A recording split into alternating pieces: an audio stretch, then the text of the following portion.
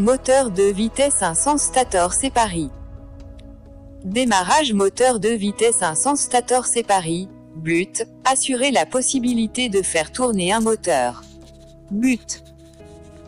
Assurer la possibilité de faire tourner un moteur triphasé asynchrone à deux vitesses différentes en utilisant soit une première soit un deuxième enroulement. Description. Le moteur possède deux enroulements indépendants, chacun définit un certain normal des pôles, et comme la vitesse du moteur triphasé asynchrone dépend du nombre de pôles, ou paire de pôles.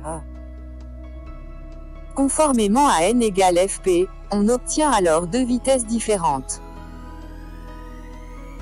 Le fonctionnement de circuit de commande est similaire à celui décrit pour l'inversion du sens de marche d'un moteur. La première vitesse est obtenue grâce à la bobine K, M1 commande par S2. La deuxième vitesse par autre bobine K, M2 commande par S3. Comme il s'agit de deux enroulements séparés, il est nécessaire d'envisager deux relais thermiques. Il va de soi qu'il est possible d'envisager un circuit de contrôle nous indiquant l'état et la vitesse du moteur. Fonctionnement.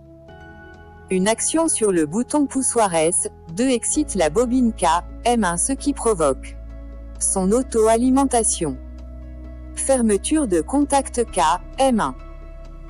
Alimentation du moteur à la première vitesse.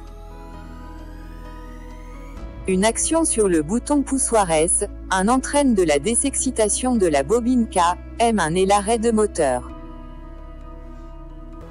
Astérisque, une action sur le bouton poussoir S3 excite la bobine K, M2, ce qui provoque son auto-alimentation. Le verrouillage du contacteur K, M2. Alimentation du moteur dans la deuxième vitesse. Une action sur le bouton poussoir S1 ou une fonction de relais thermique, F1 ou F2, coupe la alimentation de la bobine K, M1 ou la bobine K, M2, le moteur s'arrête, la lampe H3 ou H1 est allumée.